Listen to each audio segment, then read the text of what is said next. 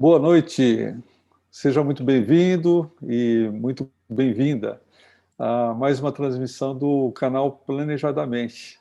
Eu sou Rogério Saltes, planejador fiduciário, e aqui ao meu lado hoje eu tenho o prazer de dividir a sala com o Wander Vicente, Olá. com o Alexandre Santiago e o Ricardo Vasconcelos, né? Oi, pessoal. O tema de hoje, na nossa transmissão, bom, antes eu acho que é importante dizer o seguinte: nós somos planejadores financeiros, fiduciários, e aqui, como propósito, a cada conteúdo que nós trazemos tem um único objetivo: ajudar você a atingir a sua liberdade financeira. Então, essa tem sido a nossa ideia aqui, a toda segunda-feira de cada mês, né? Investimos esse tempo aqui, trazemos a nossa experiência que nós temos atendendo clientes, mas também nos estudos que nós fazemos, e pensamos com muito carinho aqui quais assuntos são relevantes para a gente discutir, né? Então, o tema de hoje a gente poderia listar algumas coisas para isso acontecer, mas hoje a gente escolheu falar sobre o que, em termos de reserva de emergência, né? O que não é reserva de emergência, né? Então, o que não é reserva de emergência? Quem pode me dizer aqui? O Ricardo precisa abrir o microfone lá, ó.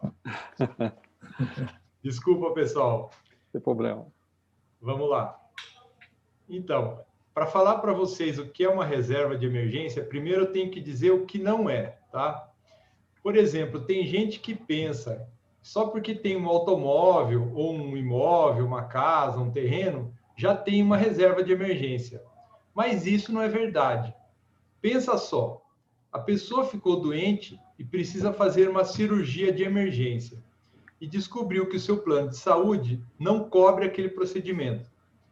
Será que em menos de uma semana ela conseguiria vender o seu veículo ou o seu imóvel por um preço justo?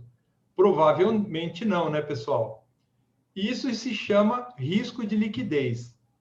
Por isso, esses bens não podem ser considerados como reserva de emergência. Pense agora em outra situação. Uma pessoa compra um lote considerável de ações de uma empresa de destaque com grande valor de mercado. Aí ela pensa assim: bem, eu fiz um excelente investimento e ainda tenho uma boa reserva de emergência para qualquer eventualidade. Mas logo em seguida, ela precisa do dinheiro por uma necessidade inesperada e descobre que as ações daquela empresa fez um movimento forte de baixa por fatores econômicos ou alguma situação da empresa. E aí ela percebe que se ela vender essas ações nesse momento, vai ter uma grande perda definitiva do seu patrimônio. Isso se chama risco de mercado. Agora, imagine uma terceira situação, em que a pessoa recebe uma dica de investimento de um amigo, de uma debênture de uma empresa pouco conhecida, mas que está pagando uma taxa de rentabilidade acima da média de mercado. Aí essa pessoa faz o investimento e acha que está levando uma grande vantagem. 2 meses depois, a empresa em que ele investiu requer falência e o investimento é totalmente perdido. Isso se chama risco de crédito. O que faltou aqui, na verdade, foi a diversificação, porque a pessoa concentrou todos os recursos em um único ativo e acabou tendo essa perda. Bem, essas todas eu citei como não sendo situações que caracterizam a reserva de emergência. Mas, afinal, o que é a reserva de emergência? A verdadeira reserva de emergência tem que estar sempre disponível e em segurança, para que a qualquer momento a pessoa possa estar à disposição e utilizar da forma como bem precisar.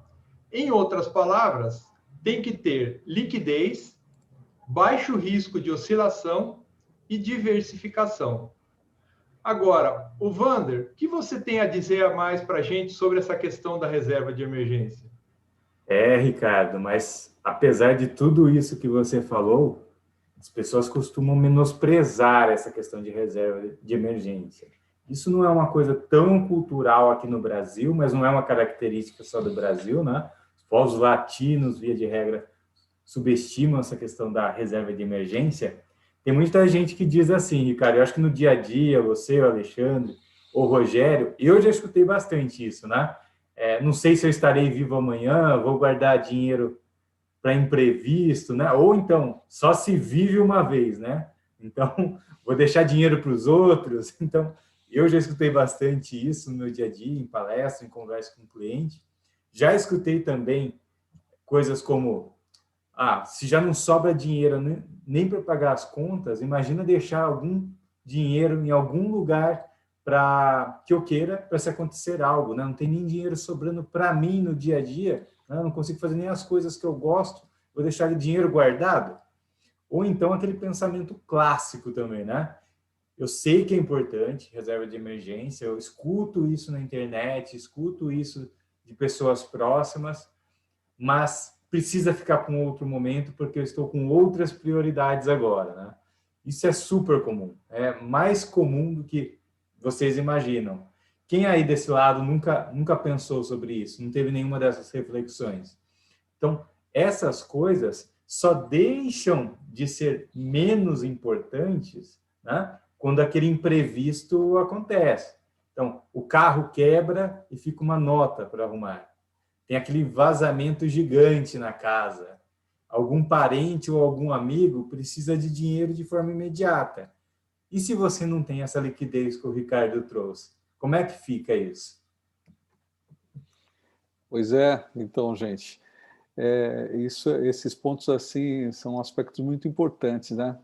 E como a gente disse que a gente aqui procura trazer as experiências que a gente vê ao longo da vida, até experiências pessoais que a gente pode ter, né? Mas eu vou contar aqui uma história que até essa história é uma história recorrente que mostra um pouco essa questão de ser pego de surpresa e você precisar ter uma reserva de emergência, né? Que está baseado até num princípio bíblico escrito há mais de 3.000 anos pelo rei Salomão, né?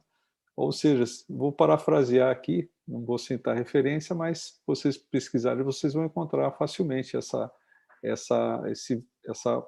reflexão de Salomão no livro de Provérbios, do Velho Testamento, né? Se você começar um projeto, tome cuidado que você tenha o que é preciso para concluí-lo, porque senão você vai passar vergonha. É mais ou menos essas palavras, né? Então, o que assim, de história que a gente pode trazer, né? Pessoa, o casal, todo casal está ali, procurou se preparar para o casamento, para ter uma bela festa, uma bela viagem, em algum momento ter um filho e dar uma boa condição de vida para esse filho, né? Mas também é natural que a pessoa pensa em evoluir na questão da moradia. Então, às vezes começa com um apartamento pequeno ou alugado, né? E isso que eu vou relatar para vocês já, assim, é um condensado de algumas histórias, tá? O velho sonho da casa própria, né? O velho sonho da casa própria, Wander. E aí vamos dar o passo para a casa própria. E geralmente, assim, vamos comprar um terreno, né? Vamos comprar um terreno. É bacana, né? Vamos comprar um terreno. Mas eu tenho dinheiro para comprar um terreno? Não. Eu vou comprar um terreno em parcelas. Compra o terreno em parcelas com maior esforço. A pessoa chega depois e fala assim, bom, vamos construir? Faz um projeto e começa a investir aos poucos. Alguns compram primeiro alguns materiais, depois contrata mão de obra. E você tem que torcer para que tudo dê certo dessa forma, né? O que pode acontecer no meio do caminho, e já aconteceu, já vi acontecer, a pessoa acaba perdendo a fonte de renda dela. Ou se ela está trabalhando, ou se ela tem um negócio, ela perde aquela fonte de renda. E o que acontece com esses projetos em andamentos? Tá? Isso é bastante frustrante, né? O que acaba acontecendo? Geralmente a pessoa começa a se endividar e você tem uma certa oferta de crédito, né? Bancos, as piores são você usar cartão de crédito para comprar material e ficar devendo ali aquele limite, ou usar o limite do cheque especial, ou você até financiar essa compra de material, mas você não conseguir pagar, aquilo vira uma bola de neve, vai crescendo, crescendo, e assim, para a gente não estender tanta história, o que acontece? A pessoa, quando chega numa situação dessa, ela quase não consegue enxergar saídas para isso, porque vai se tornando uma situação crônica, né? Bem, aí o que a pessoa poderia ter de ajuda nesse sentido, tendo um planejador financeiro ao lado dela para orientá-la o que fazer nesse momento. Eventualmente, decisões difíceis serão necessárias, mas que, às vezes, situações que estão na frente dela, a solução está na frente dela, mas ela não consegue tomar essas decisões. Tá? E é interessante isso, né, Rogério? Porque a gente vem de uma cultura onde a gente coloca os carros na frente dos bois, né? Exatamente. Então, todo mundo prega assim, ó, quem casa quer casa, né? Pegando esse exemplo seu. Então, às vezes a gente quer ter a casa primeiro sem ter a estrutura para construir a casa. E no final a gente não sabe, às vezes entrega a casa porque não tem condição de concluí-la, não tem condição de pagar. Então, a reserva de emergência ajuda muito nesse cenário, né? Porque ela evita que você deixe planos importantes que você tem de lado. Foi o exemplo que o Ricardo trouxe aqui também, né? É bastante interessante. Assim, a pergunta sempre é: qual que é o melhor negócio? Qual que é o melhor investimento, né? Vamos guardar essa pergunta aí, no final a gente conversa sobre isso. Mas qual que é o jeito de fazer o certo, então? É interessante até vocês falando aí, né, essa questão dos ditos populares, né? O quanto eles realmente influenciam, né, na mentalidade das pessoas tomarem decisões, né?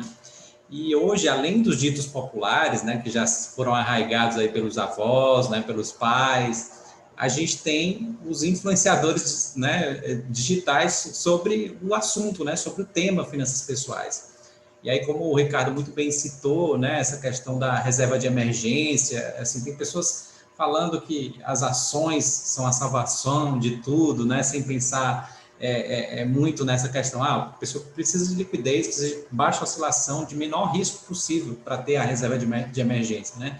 E acaba que muita gente fala muito sobre reserva de emergência, mas ninguém fala, né, os detalhes, as variáveis que têm que ser consideradas para construir uma reserva de emergência. E aí eu acho que é interessante a gente compartilhar isso aqui. Quer contribuir, Wander? Quero sim. Antes de você falar quais são essas variáveis importantes, eu quero trazer aqui o jeito errado de construir essa reserva de emergência. Né? Porque muito se diz qual que é o caminho certo.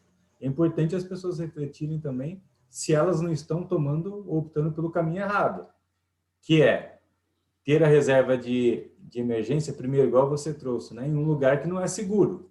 Então, o próprio nome diz, né? Emergência, reserva de segurança. Você precisa de um lugar seguro para colocar esse dinheiro. Então, um jeito errado de construir a sua reserva de emergência é optar por um lugar que não seja seguro.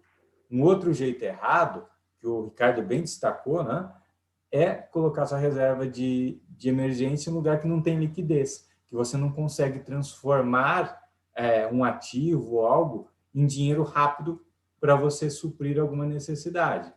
E ainda, se não bastasse isso, muita gente, além de colocar essa reserva em algo que não tem liquidez, também coloca em algo que oscila muito durante o tempo. Então, de repente, você pode precisar do dinheiro e o mercado está em alta e isso vai te favorecer. Ou, de repente, o mercado está em baixa e isso vai te prejudicar. Você está contando com dinheiro e aquilo não acontece. Então, isso é contar com a sorte. Quando coloca seu dinheiro, sua reserva de emergência em algo que tem muita oscilação, não é? Exatamente. E pensando nesse detalhe, né, que se a gente precisa resolver alguma questão, né, a gente vai depender basicamente de quê? Ou do crédito, né, que a gente tem, né, ou mesmo de um valor que você guardou, ou ajuda, né, de parentes, ou a sua própria renda, né? Então, tem que considerar uma série de fatores para se construir uma reserva de emergência de verdade, né? Então, vamos olhar os 3 aspectos principais. Então, assim, digamos que uma pessoa quer construir a reserva de emergência dela, mas a gente tem que considerar o momento financeiro dela, né? Será que ela é uma pessoa que é autônoma ou uma pessoa que é funcionária de uma empresa privada, né? Que tem uma certa previsibilidade de renda, né? Mas e também tem alguma segurança, né? Para no caso dela ser demitida, tem um seguro-desemprego, né? Tem um FGTS, tem algumas reservas que ela pode acessar caso ela seja demitida. E num outro extremo, né, aquela pessoa que é uma funcionária pública, que aí ela tem uma estabilidade, né, tem uma previsibilidade de renda e muitas vezes até uma renda até alta, né, para o padrão médio da população, né? Então, assim, considerando o perfil, né, então o primeiro critério, assim, digamos, a previsibilidade de renda, né, então você já pode colocar patamares, né, de quantidades de despesa que essa pessoa precisa guardar, né? Porque a reserva de emergência ela é calculada basicamente como a unidade de quanto ela tem de despesas no mês, né, por uma quantidade de meses que ela precisaria, né, guardar ali para resolver alguma questão emergencial, né, como uma falta de renda, né, algum problema, né, como o Ricardo falou, né, precisou ajudar alguém, né, teve algum acidente e precisa pagar ou comprar algum ativo, né, para resolver aquela questão. Então, vamos Alexandre, essa parte de previsibilidade de renda, tem alguma indicação assim de tempo considerando isso em relação a esses recursos? É exatamente isso. A gente colocar, por exemplo, uma pessoa que tem previsibilidade de renda, né, como um funcionário público, vamos considerar um parâmetro, por exemplo, de 3 meses, né, das despesas mensais dele guardadas, né? Um funcionário de empresa privada, 6 meses, né, guardado dessas despesas correntes mensais, né? E um autônomo, 9 meses, né? Ou seja, quem tem menor previsibilidade de renda, guardar o máximo possível, né, para alguma sazonalidade, algum problema, né, que ele tenha ali de renda, ele já ter aquele colchão financeiro, né, aquela reserva de paz ali para ele ficar tranquilo por um tempo que as coisas não aconteceram, né? E a gente viu o quanto isso é importante, né? Agora, na pandemia, muita gente reduziu, né, a renda ou perdeu aquela renda, né, perdeu o emprego, perdeu, né, a venda, né, de alguns serviços ou produtos que vendia naquele período. Então, se essa pessoa, né, que é autônoma, ela guardou 9 meses, então ela teria uma tranquilidade, né, para passar, né, atravessar essa situação sem depender de um crédito emergencial, como um cheque especial, né, como o Rogério falou, ou mesmo pedir um empréstimo, ou usar o crédito inteiro do cartão de crédito, né, que pode realmente virar uma bola de neve. Isso quebra toda aquela linearidade que a gente escuta muito, né, na internet. O pessoal fala, via de regra, 6 meses para todo mundo, né? Você percebe Exatamente. Que, dependendo do momento e da previsibilidade da renda, isso muda bastante, né? De 3 a 9 mesmo. E é só um critério, né, que era considerado pela assim, quase que o total das pessoas que eu assisto vídeo falando sobre reserva de emergência, né, consideram apenas esse critério, né, a previsibilidade de renda. Mas e a previsibilidade de despesas também, né? Como é que se a pessoa tem ajustes, né, com relação ao orçamento, se ela tem um orçamento bem definido, né, se ela tem essa construção e um controle, né, desse orçamento de uma forma clara, né, se ela não desvia desse orçamento, né, por compra por impulso, né, por alguma mudança de padrão de consumo em determinados períodos do ano, né, que acontece, né, pessoas que gostam muito de presentear, né, ou consumir em épocas, né, que tem sazonalidade. Então, assim, isso pode afetar e muito, né, a construção da reserva de emergência, como também consumir, né? Até uma reserva que ela tem. Guardei aqui 20 mil reais, surgiu uma oportunidade de, sei lá, uma câmera digital que a pessoa gosta de fotografia. Não, vou comprar essa câmera agora. Gasta lá 5 mil reais e, tipo, perdeu o colchão de segurança que ela tinha, uma parte, né, desse colchão de segurança. Então, é importante essa questão das despesas, né, estarem muito bem estruturadas no orçamento, para que você tenha previsibilidade, para não desequilibrar esse orçamento e, de repente, utilizar uma reserva, né, para uma oportunidade, né, que não é uma coisa muito interessante, mas que as pessoas acabam, às vezes, né, fazendo, né, por impulso, por um comportamento realmente de curto prazo, né, querendo uma realização, né, um prazer ali momentâneo, né. E aí... Oi. Desculpa aí te interromper. Tranquilo, mas pode contribuir, vamos lá. Não, vamos lá. Assim, no fim das contas, o que você está dizendo é que tem aquela coisa, você está negociando com você mesmo, né? Quer dizer, exatamente. É mais importante eu ter aquela máquina, aquele item, né, de desejo agora, ou eu guardar aquele dinheiro para um outro objetivo maior, ou até para mim mesmo na longevidade, né? Quer dizer, você sempre está negociando com você mesmo, né? Exatamente. Aí é quando você perde para você mesmo, né? Mas geralmente a gente se boicota, né? As pessoas normalmente os problemas que as pessoas têm, elas causam para elas mesmas, né? Sim. Por exemplo, Black Friday, né? É o que acontece muito, né? A pessoa tem uma reserva ali, aí surgiu aquela oportunidade, vou comprar aqui, sei lá, um computador, né, que está na promoção. Às vezes a pessoa nem precisa do computador. Aí ela compra aquele computador ali, né, e infelizmente consumiu, né, uma parte, né, da sua reserva, e aí de repente ela precisa da reserva. Agora eu tenho que vender esse computador para fechar a conta, né? Então, assim, às vezes não faz sentido, infelizmente acontece. Ô Alexandre, mas você tinha dito aquele negócio sobre a renda, né? Então, dos 3, dos 6 e dos 9 meses. E essa previsibilidade da despesa, isso impacta também? Impacta principalmente em 3 níveis, né? Vamos considerar a pessoa que tem alta previsibilidade do orçamento, né? Então, a gente não altera muito em termos de impacto, né, em aumentar esses meses, né, esse percentual que deve ser guardado. Mas digamos que a pessoa tem uma média, né, não tem um controle tão preciso assim, às vezes gasta mais no iFood, né, às vezes quer presentear muito as pessoas, ou às vezes ajuda, né, sei lá, um amigo, um familiar, com uma certa, né, em alguns momentos. Então, assim, isso foge do orçamento. Então, é preciso majorar, né, esse período, esse prazo de 3, 6 ou 9 meses em 15%, para uma pessoa que tenha um médio controle, né, orçamentário. Mas uma pessoa que não tem controle orçamentário, ela tem que majorar em 30%. Ela tem que aumentar essa quantidade de meses em 30%. Para quê?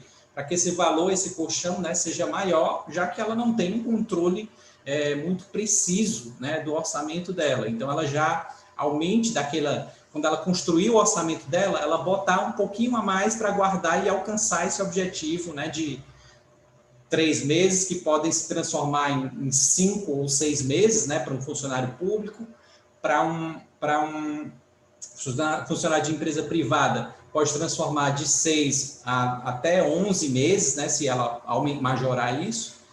E também para um funcionário, uma pessoa autônoma, né, que pode chegar até 14 meses, já calculando, no caso, o último critério, né, que é o critério já focado nessa parte de seguro, risco, né. A gente sabe que quando a gente não está coberto, né, dos riscos, né, a gente tem risco de vida, né, a gente tem risco de saúde, né, de repente a gente ficar ali com dificuldade, né, de manter a nossa atividade de trabalho, né, por alguma doença, por algum acidente.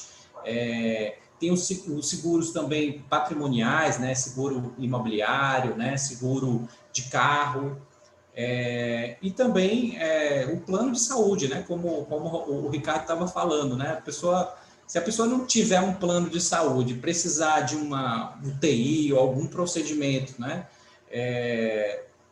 às vezes, no público, né? Pode ser que ela não tenha acesso fácil, né? Isso pode ser a condição dela de vida ou morte, né? Então, ter um plano, né? Uma cobertura, né? Um controle de risco bom, isso pode, com certeza, fazer com que ela tenha maior segurança, né? E ela não precise tanto de reserva de emergência, né? Para suprir alguma necessidade que ela tenha. E aí tem um ponto bem importante, que é dessa questão do risco, pensando nessas 3 categorias que você trouxe, né, dos profissionais, principalmente para quem é autônomo, né, depende do trabalho para gerar renda, né? Então, se acontecer alguma coisa com ele, né, como não é só impacto no curto prazo, mas no longo prazo, né?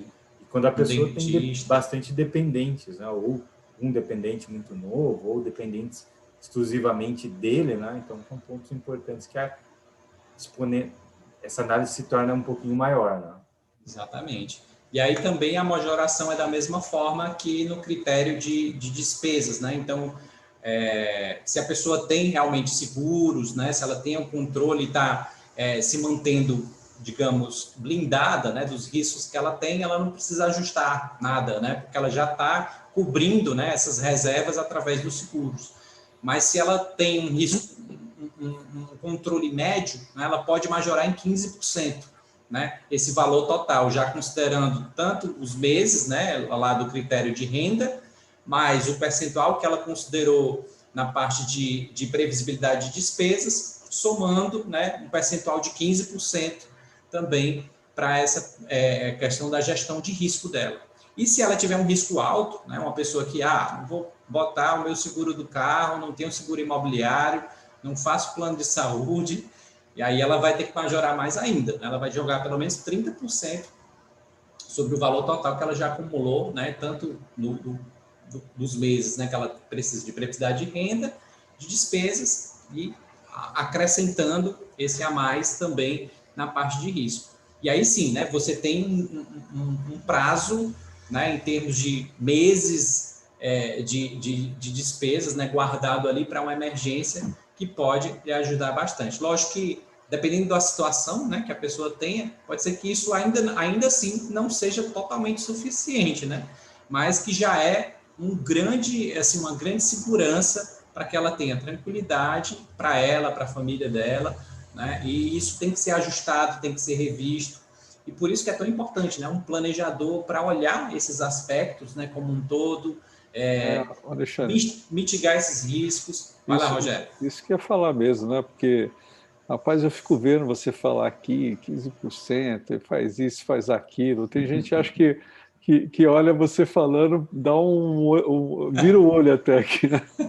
Porque é verdade. Para nós aqui é uma cultura, é um hábito e tal. Isso você não consegue de uma hora para outra, tá? Isso, para você incorporar esse hábito, essa cultura, essa disciplina, assim, parece fácil. E às vezes até pelo contrário, ouvindo parece que é tão difícil, né? Mas é isso que você ia começar a falar agora. Eu falei, deixa eu o que precisa mesmo, né? Para a pessoa poder realmente ter clareza, o que precisa, Alexandre?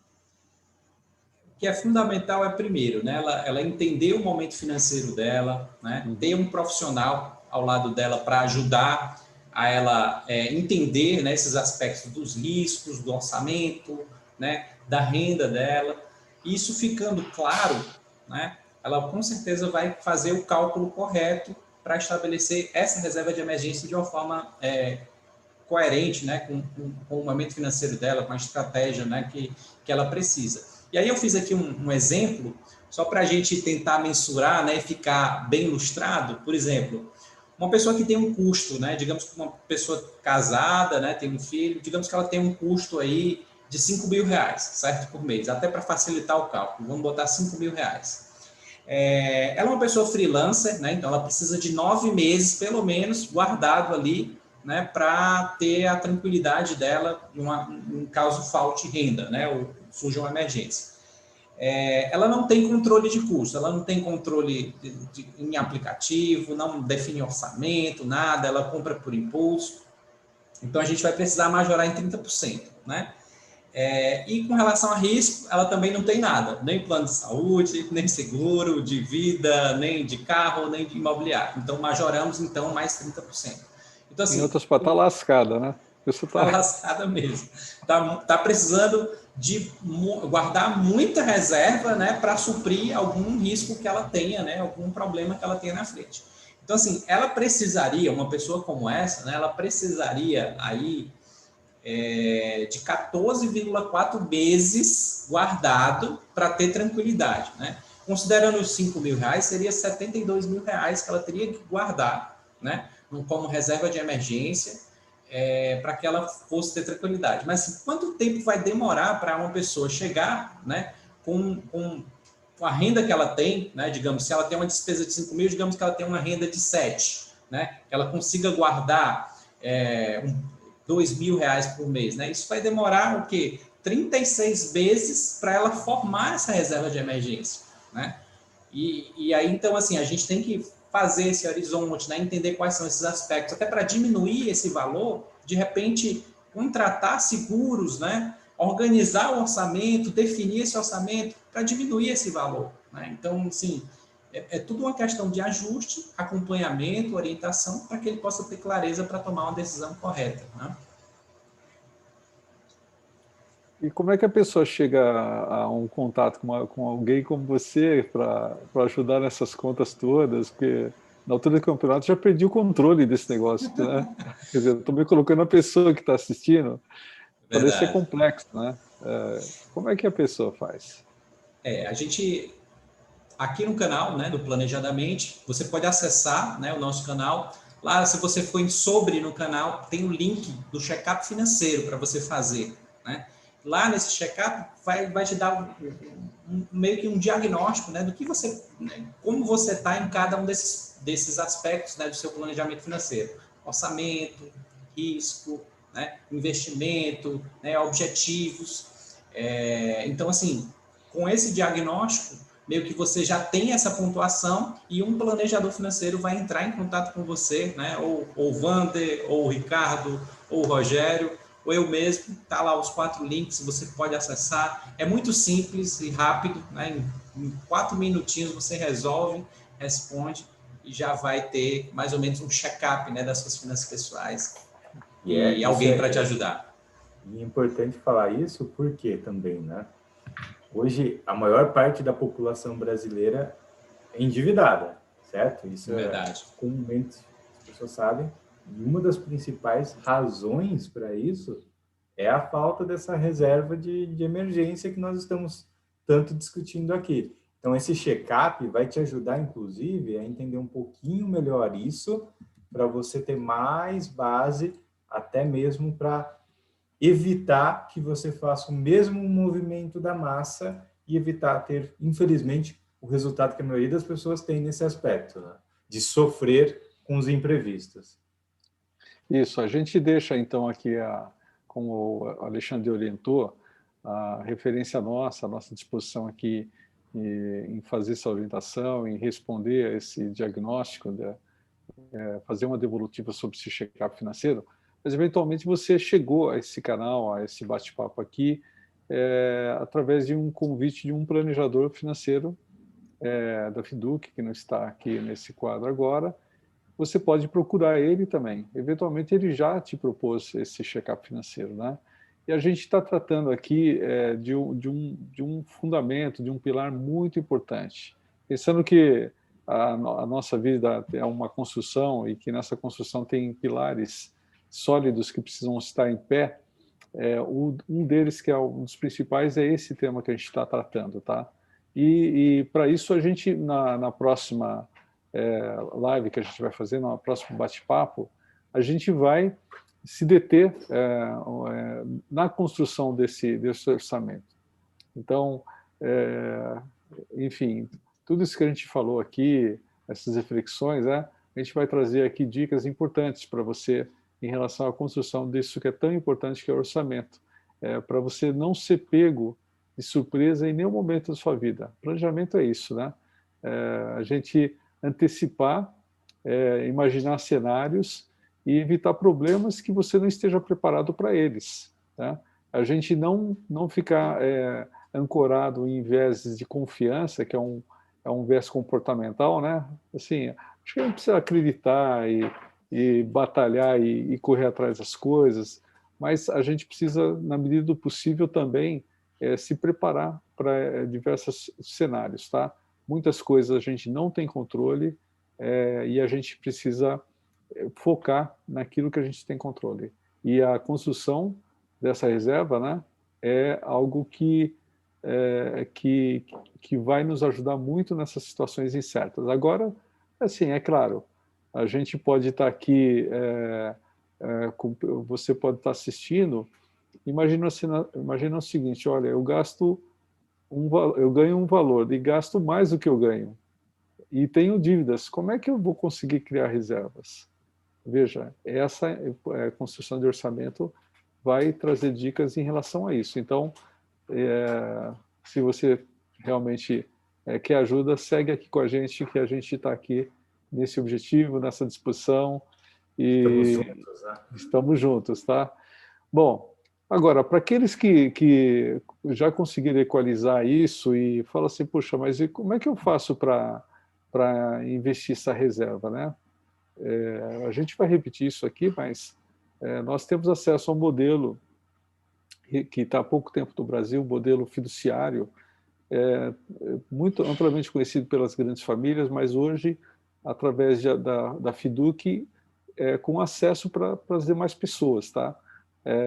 Que livra você daquela jornada de ter que ficar estudando investimentos, faz curso disso, faz curso daquilo, perde horas ali escolhendo investimento, e você, quando você escolhe alguma coisa, mudou tudo, mudou cenário, mudou política, o mercado mudou, e você nunca tem a certeza que você está dando a melhor tratativa para a tua reserva, tão importante que é essa reserva de emergência, né?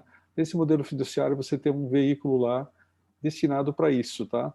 Que tem vários centenas ativos, diversificados por risco de emissão, quem está garantindo aquele pagamento,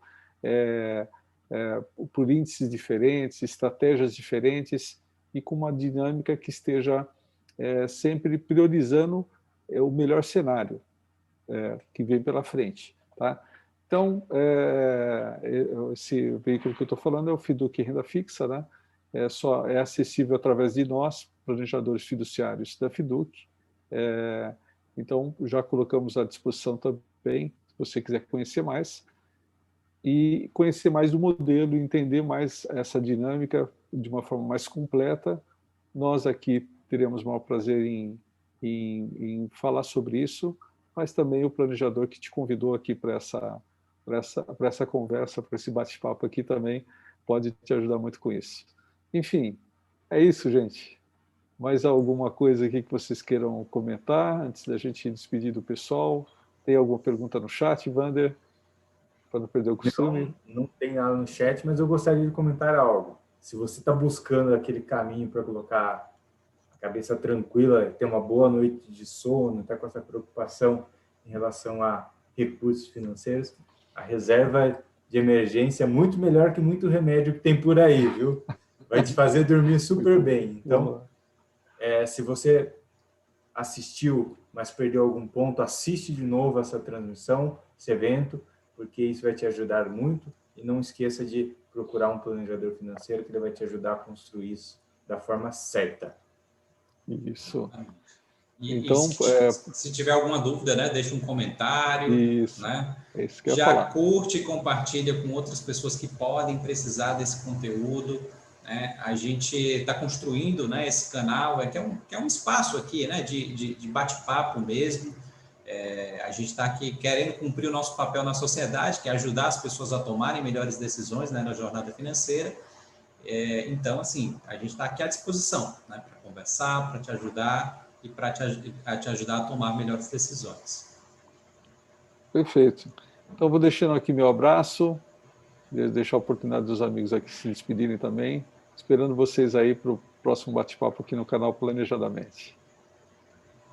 Legal, pessoal. Boa noite. Foi um prazer participar juntos. Estamos à sua disposição. Obrigado, pessoal. Até mais para todo mundo que esteve aqui presente e não percam a próxima transmissão na próxima segunda-feira do mês. Valeu, pessoal.